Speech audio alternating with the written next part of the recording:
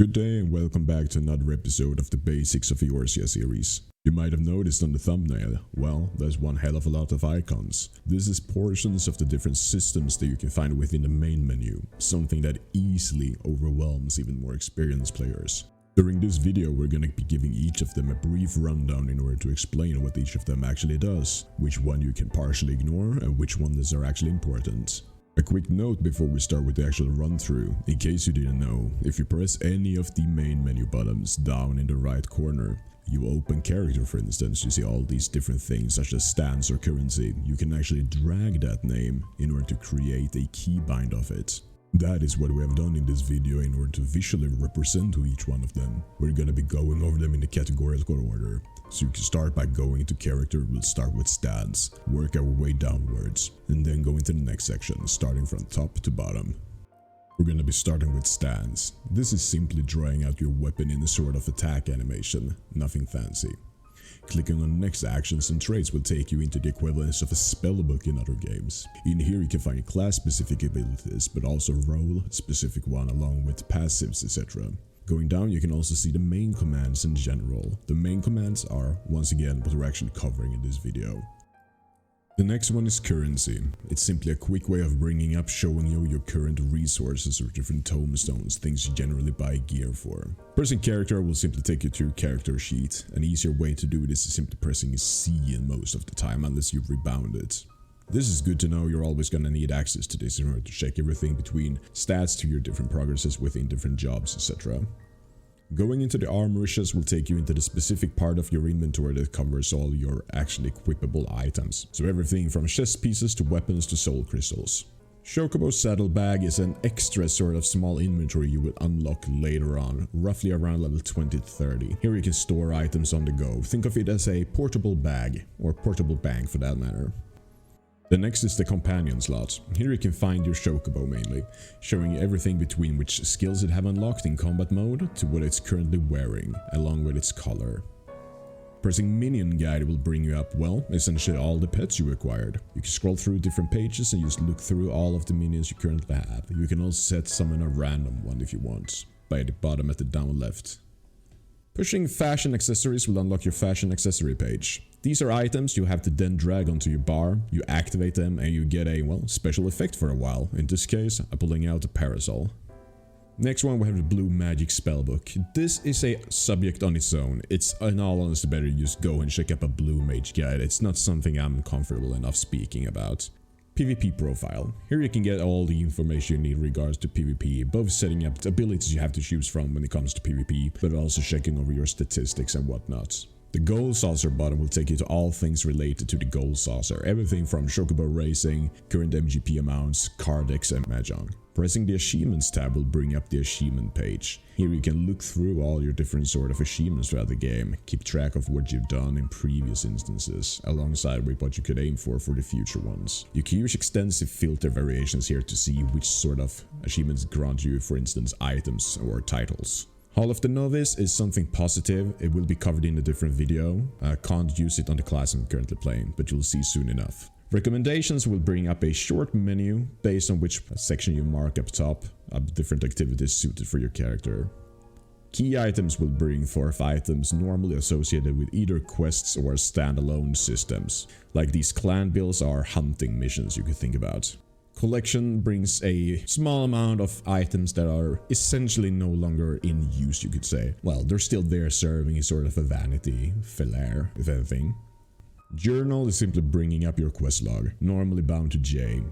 Duty Finder is something you will essentially use every day when you play, if you're at all doing dungeons or activities with other players, PV wise. Raid Finder is a particular case. Here you can go and look for pre-made groups instead of queuing with Duty Roulette. So if you want to complete a harder sort of raid or trial, for instance, this is the place to go. Trust is a system you will unlock later into the game, where you can actually be queuing for dungeons together with NPCs of the science. Duty Recorder is a function I haven't personally used, not entirely sure of how it functions, but as far as I know you can record what happens on certain duties and then preview some of these things in retrospect. New Game Plus allows you to replay portions of the game. Timers is very useful. You can press this in order to keep track of different cooldowns, everything from your free company and whatnot. Now comes the logs, starting off with the hunting log. This is a useful feature, especially when you're leveling a new job or playing for the first time. It's a great chunk of extra bonus experience if you need to fill out in order to continue with MSQ or side quests or class quests. The sightseeing log is essentially the same, but it's about finding different spheres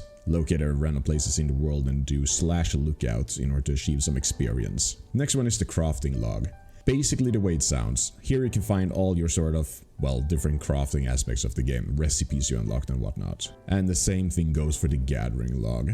Those two go together, the one being mainly for the crafter jobs and this one being for the gatherer jobs. You can look where you can find and locate different aspects this way. Next is the fishing log. Here you can look where different fish are located. Orchestration list. Throughout your time playing the game, you will unlock different music scrolls that you can use with your in-player housing. This is a menu which will bring forth all of those that you have unlocked and whatnot. Challenge log. This is a really important aspect of the game in general. You will unlock the challenge log a bit later by doing a optional quest that we will be talking about in a future video as well. Here you get different sections of categories that you can complete each week in order to just reap a ton of benefits, no matter what kind of player you are. Everything from guild to experience to all jobs. MGP if you're a big fan of the gold saucer, for instance. Maybe you're into Eureka, you can gain bonus experience of the elemental level that way as well. It's just very worth doing and it's easy, guild, and it's just a very good feature overall. Aether Currents is the system you use later down the lane in order to unlock flying with your mounts. Here you can check the progress of everything. You need to collect different shards in order to unlock it fully. On the mount speed page, you can see how your current mounting speed looks like. Shared Fate is a system that is commonly used in Shadowbringers and even in Endwalker. Here you can unlock certain vendors, which you can spend gemstones which you achieve from doing fates in order to buy certain items. This is a great source of gil if you're willing to invest time in clearing all of them in its entirety. The map is, well, the map. Teleport is a somewhat smart function that you will unlock early on, even when you're starting the game. Here you can find a quick menu and just go through everything. Return is an equal thing. When you first go to the right place the first time, you can bind a home place, and then you can just use the return order to get there.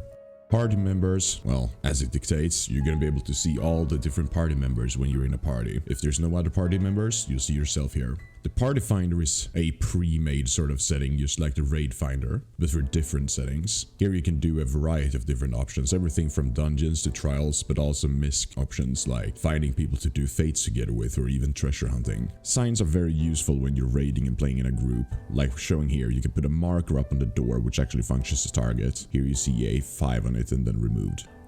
Waymarks function the same way, push it and show them on the floor. This is a great way to show where people need to be at a specific time. Ready check is something you can be using when you're in a raid or in a party group in order to see whether everyone is ready. The countdown shows your countdown. You can set it to a minimum of 5 seconds and upwards. It's good for coordinating a pull. Player search is a good function you can use in case you're trying to find a friend or someone that you've generally been looking for. You can enter some brief data here in order to find that particular player. Fellowship finder, free company, or a free company for that matter, that you can actually use as an outside sort of resource. You could be in a free company but also be part of a fellowship if you wanted to. It could be a fellowship dedicated for role-playing, for instance. Emotes will open up all the different emotes you unlocked so far. Here you can go through lists and just generally see all of them. You can then drag these onto the bar in question in order to activate it. Free company. If you're part of a free company or a guild, this is where you will access it. You'll be able to see everyone online this way, but you can also see part of different features within a guild, like different actions, buffs that you can dedicate for anyone currently online that they can use. Can be everything from reduced teleportation fees to increased experience gained. Using the housing keybind here, you can actually get access to all things related to your house. This could be a free company house, personal house, or an apartment for that matter. Here you can access how to move different furniture and put them down, etc. Link shells in particular function as a sort of an external party or guild chat. You can join a link shell with a designated amount of people and have a quick way to chat with those people by doing /link shell 1, for instance.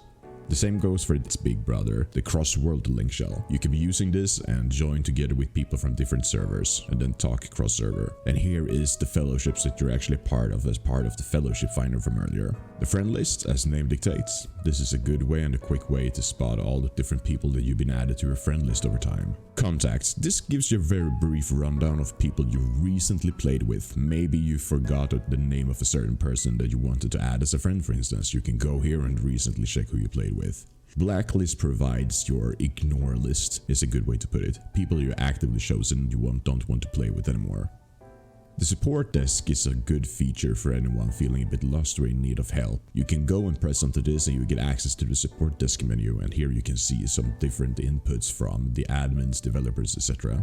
Official site is a very good and clean way if you're new to the game, you're not sure where to look when it comes to outside resources. Player guide is gonna be this little toggleable UI. If you press yes when it's up, you'll enter the browser and there you're gonna have access to everything from class guides and whatnot.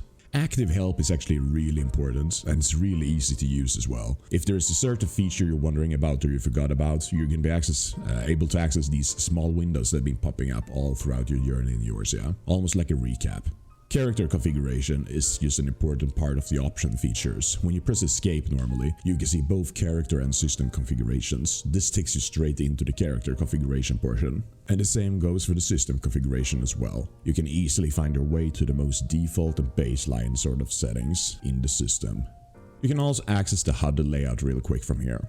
On the user macro page, you can paste and make together different macros of sorts. This has a variety of functions, very normal to use for crafters as an example. We're gonna be scrolling over a few of them here, or one of them at least here, showing a queued crafting macro. But you can also make combos, or what would you call it? You can make macros associated with combat for that matter as well. I will put up a macro guide later down the lane as well. You can also access directly to the keybinds from here, like we covered in the previous video. It's somewhat smooth to have around.